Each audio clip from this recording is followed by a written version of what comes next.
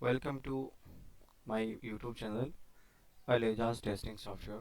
तो आज मैं आप लोग को नेक्स्ट टॉपिक के बारे में बताने वाला हूँ। जैसा कि मैं आप लोग को पिछले वीडियो में जो भी टॉपिक हम लोग कवर करना था, मैंने आप लोग को वो सारा वीडियो बताया, बहुत सारा टॉपिक बताया। जैसा कि मैं फिर से एक बार रिमाइंड करा देता हूँ कौन कौन कौन सी टॉपिक हम लोग कवर कर चुके थे। जिसमें पहले किए थे हम लोग व्हाट इज सॉफ्टवेयर, क्या होता है, कितने तरह के सॉफ्टवेयर होते हैं, और सॉफ्टवेयर टेस्टिंग क्या होता है, और कितने टाइप का सॉफ्टवेयर टेस्टिंग होता है। तो ये नेक्स्ट प्रीवियस वीडियो में हम लोग इस सारे टॉपिक को कवर कर चुके हैं। तो आज हम एक नई टॉपिक से स्टार्ट करेंगे, जो मैनुअल टेस्टिंग का नेक्स्ट टॉपिक होगा। तो अब मेरा टॉपिक है what is software quality. Means software quality कैसी होनी चाहिए, प्रोजेक्ट क्या होता है, प्रोडक्ट क्या होता है, इन दोनों के बीच डिफरेंस क्या होता है, इसको हम लोग समझेंगे। देन उसके बाद टेस्टिंग की क्यों रिक्वायरमेंट पड़ती है, अगर हम टेस्टिंग ना करें तब क्या होता है, और करने के बाद इसको रिक्वायरमेंट क्यों होती है टेस्टिंग करने की किसी भी सॉफ्टवेयर को रिलीज करने से पहले, उसको हम जानेंगे। देन उसके बाद हम एरर, बग, फेलियर इसके बारे में जानेंगे। देन उसके बाद हम लोग सॉफ्टवेयर में बग क्यों आता है, तो उसको हम समझेंगे। ओके, तो हम पहला टॉपिक हमारा था है software quality. What is software quality. Quality means कहा जाएगा, अगर हम जो भी काम करते हैं तो वो एक उसमें एक अच्छी क्वालिटी होनी चाहिए उसको रिलीज करने से पहले। तो सेम इसी तरह सॉफ्टवेयर में भी, इंडस्ट्री में भी अप्लाई होता है कि किसी भी सॉफ्टवेयर, जब हमें कोई भी प्रोजेक्ट मिलता है तो उस प्रोजेक्ट को का डेवलपमेंट होने के बाद जब वो टेस्टिंग डिपार्टमेंट के पास आता है और रिलीज होने से पहले उसको अच्छे से टेस्टिंग की जाती है। और टेस्टिंग में बहुत सारे पॉइंट्स भी होते हैं। जैसे हम लोग चेक करते हैं पहला डिज़ाइनिंग का, फिर फंक्शनलिटी का। मेन होता है कि मेन जो भी फंक्शन मेन फंक्शन होता है वो एग्जैक्ट चलना चाहिए, तो उसको हम लोग चेक करते हैं। और कुछ डिजाइनिंग का इशू भी चेक करते हैं, और हाई प्रायोरिटी और हाई सेवरिटी के बेस पे भी चेक किया जाता है। तो इस तरह हम लोग एक सॉफ्टवेयर को कंप्लीट फाइनल टेस्टिंग करते हैं। और उसमें पहले मैं एक डेफिनेशन इसका लिखा हुआ है वो बताता हूँ कि software quality shows how good and reliable A product. कि सॉफ्टवेयर क्वालिटी क्या बताता है कि आपका जो प्रोडक्ट है वो कितना अच्छा है, कितना रिलायबल है। To convey an associate degree example, think about functionality correct software. मीन्स कि अगर कोई भी आप टेस्टिंग कर रहे होते हैं तो उसका कोई फंक्शन का टेस्टिंग हो रहा होता है, तो वो फंक्शन एक अच्छे से चलना चाहिए। ऐसा नहीं कि एक फंक्शन जिस तरह के साइकिल होता है कि स्टेप होता है कि step by step function open होना चाहिए, मिसमैच नहीं होना चाहिए। It perform all function as laid out in the SRS document. SRS होता है सॉफ्टवेयर रिक्वायरमेंट एज स्पेसिफिकेशन, एक तरह का डॉक्यूमेंट हम लोग तैयार करते हैं किसी भी सॉफ्टवेयर को टेस्टिंग करने से पहले, और उस डॉक्यूमेंट के अकॉर्डिंग वो परफॉर्म होना चाहिए कोई भी फंक्शन की टेस्टिंग कर रहे हो तो ये एक डॉक्यूमेंट हम लोग पहले तैयार करते हैं किसी भी सॉफ्टवेयर को टेस्टिंग करने से पहले। But it has an associate degree virtually unstable program even though it should be functionally correct. We tend not to think about it to be high quality product. तो हम लोग ऐसा भी नहीं एज्यूम कर सकते जो भी हम जो भी प्रोडक्ट है वो हाई क्वालिटी प्रोडक्ट है। तो हम लोग पहले से टेस्टिंग करनी होगी अच्छे से, और अच्छे से टेस्टिंग जब आपका कंप्लीट हो जाएगा तो फिर हम उसको हम हाई क्वालिटी प्रोडक्ट बोल सकते हैं। अदरवाइज पहले हमको टेस्टिंग करनी होती है उसमें। और जो भी जो भी सॉफ्टवेयर डेवलपमेंट एरिया से, डेवलपमेंट साइकिल से वापस, मीन्स उसके बाद जब हमारी टेस्टिंग टीम आपके पास आती है तो उसमें बहुत सारे बग होते हैं। बग वो चाहे डिजाइन से रिलेटेड हो या फिर फंक्शन से रिलेटेड हो, तो बहुत सारे बग होते हैं। तो उससे हमको फाइंड आउट करना होता है। वो सारे बग फिक्स होने के बाद तभी हम ये एज्यूम कर सकते हैं कि ये सॉफ्टवेयर हाई क्वालिटी प्रोडक्ट है। तो पहले हमको टेस्टिंग करनी होती है। तो यही एक सॉफ्टवेयर क्वालिटी को सॉफ्टवेयर की क्वालिटी को आइडेंटिफाई करने का एक प्रोसेस है कि सबसे पहले उसकी टेस्टिंग होगी। विदाउट टेस्टिंग कोई भी सॉफ्टवेयर की क्वालिटी अच्छी नहीं होती है।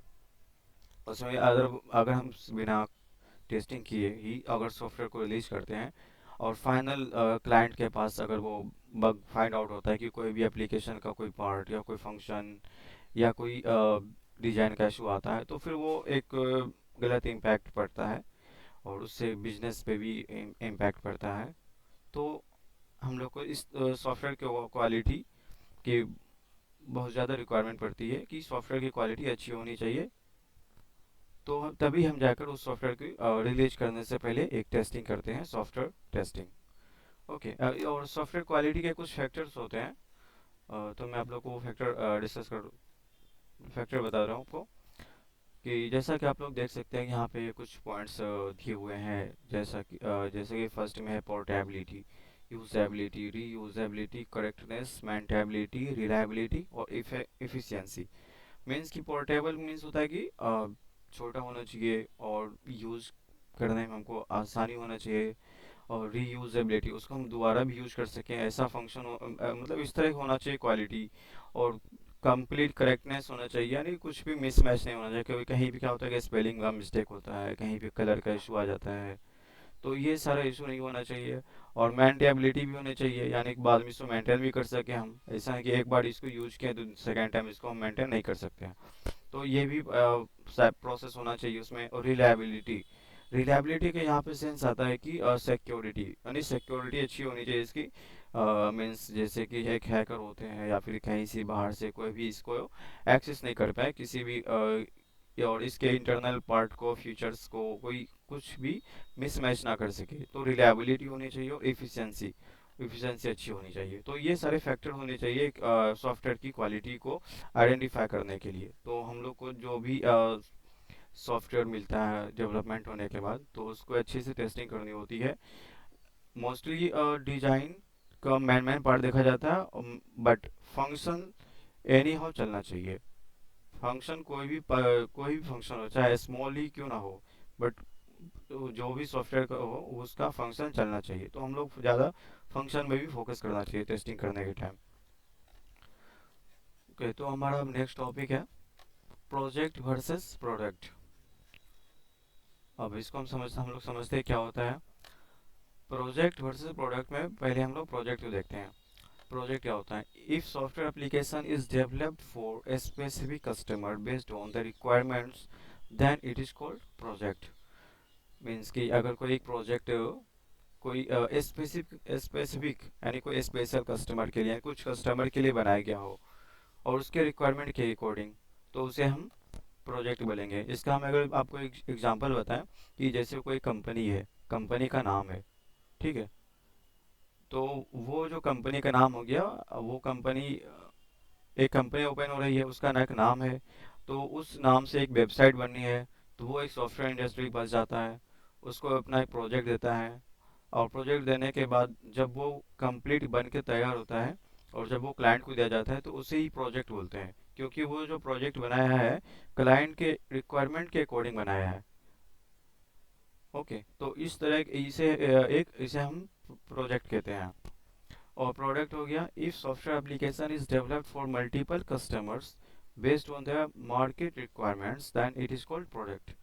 अब प्रोडक्ट क्या होता है कि अगर जब हम कोई प्रोडक्ट मल्टीपल कस्टमर के लिए हम डेवलप करते हैं, मीन्स कि बहुत सारे कस्टमर के लिए और मार्केट के रिक्वायरमेंट के अकॉर्डिंग, ना कि कस्टमर के रिक्वायरमेंट के अकॉर्डिंग, मार्केट के रिक्वायरमेंट के अकॉर्डिंग जब हम कोई भी सॉफ्टवेयर बनाते हैं मल्टीपल कस्टमर के लिए, उसे हम प्रोडक्ट कहते हैं। अब इसका एग्जांपल क्या हो जाएगा कि जैसे एक है फेसबुक। जैसा कि अभी फेसबुक बहुत ज़्यादा फेमस है, बहुत सारे लोग यूज करते हैं, तो फेसबुक एक प्रोडक्ट है, क्योंकि इसको बनाया गया है कि मार्केट के अकॉर्डिंग और मल्टीपल कस्टमर के लिए। तो फेसबुक हो गया, व्हाट्सएप हो गया, ट्विटर हो गया, स्नैपचैट हो गया, एट्सेट्रा। ओके, तो प्रोडक्ट और प्रोजेक्ट में डिफरेंट समझ में आ गया होगा आपको कि प्रोजेक्ट क्या होता है कि कोई स्पेसिफिक कस्टमर के लिए बनाया जाता है उसके रिक्वायरमेंट के अकॉर्डिंग, और प्रोडक्ट बनाया जाता है मल्टीपल कस्टमर के लिए और मार्केट के रिक्वायरमेंट के अकॉर्डिंग। तो ये दोनों डिफरेंस हो गया, ये डिफरेंस हो गया। तो ये डिफरेंस हो गया दोनों के बीच, प्रोजेक्ट वर्सेस प्रोडक्ट।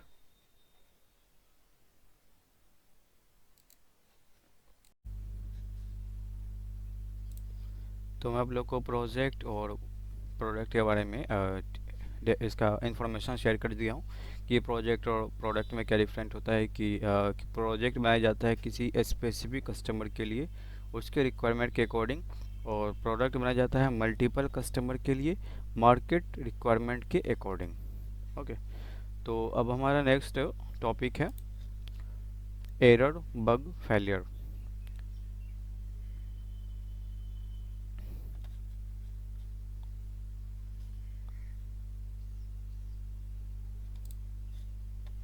एरर क्या होता है कि an error is a software testing refer to a slip up misunderstanding और mistake by software engineer. Error means होता है कि अगर कोई एक मिस्टेक या मिसअंडरस्टैंडिंग की वजह से कोई एक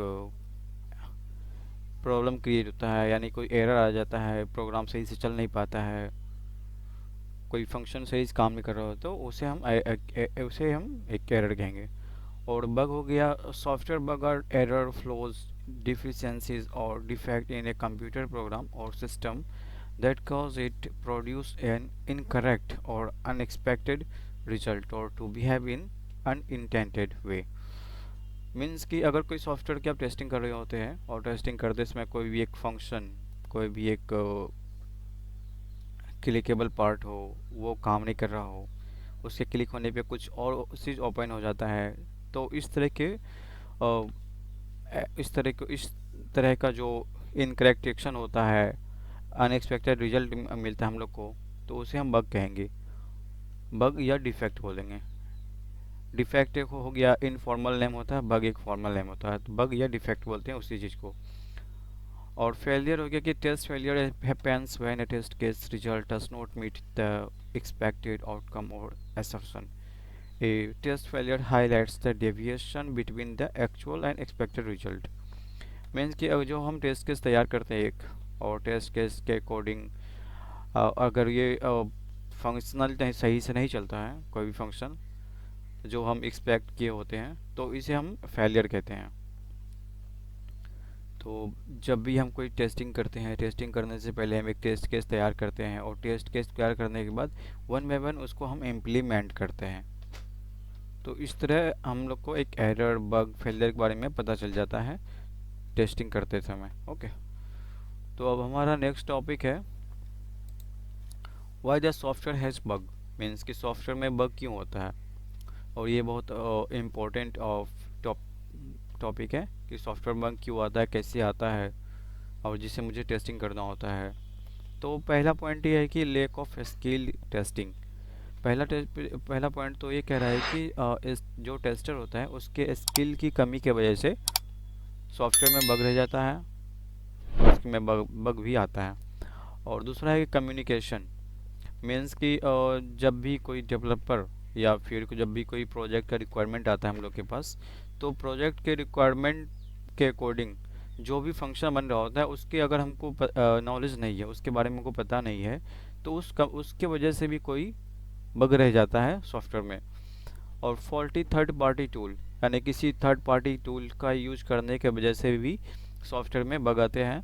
और लैक ऑफ वर्जन कंट्रोल, यानी जो वर्जन अभी चल रहा होता है सॉफ्टवेयर का, उसके कंट्रोलिंग की कमी की वजह से भी सॉफ्टवेयर में बग आते हैं। और उसके बाद है ह्यूमन एरर, यानी ह्यूमन खुद से भी कुछ अपने से भी कुछ भी ऐसा कोड लिख देता है, या फिर कोई ऐसा इनप्रॉपर एक्शन करता है, तो उसके वजह से भी एक सॉफ्टवेयर में बग आता है।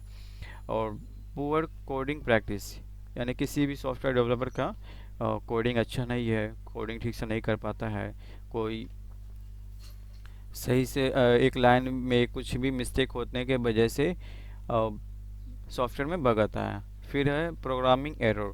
प्रोग्रामिंग में एरर आने के वजह से बग आता है। रिक्वायरमेंट बार बार चेंज होने की वजह से बग आता है।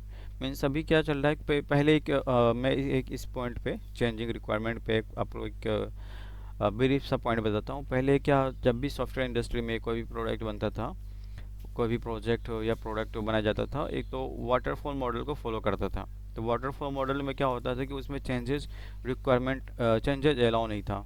मीन्स कि जब कोई सॉफ्टवेयर डेवलपमेंट स्टार्ट होता था, तो उस डेवलपमेंट से लेके कंप्लीट होने के बीच में कुछ भी हम चेंज नहीं कर सकते थे।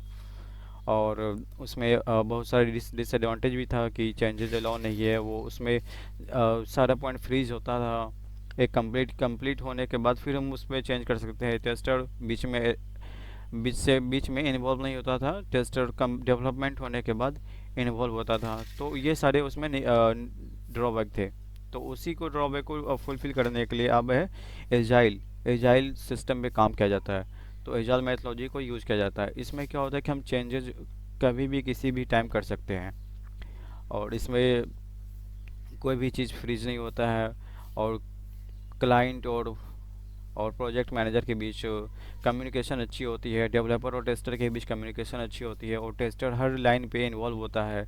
तो इससे इसमें बेनिफिट ये होता है कि जो भी प्रोडक्ट रिलीज होता है वो एक अच्छी क्वालिटी का प्रोडक्ट रिलीज होता है।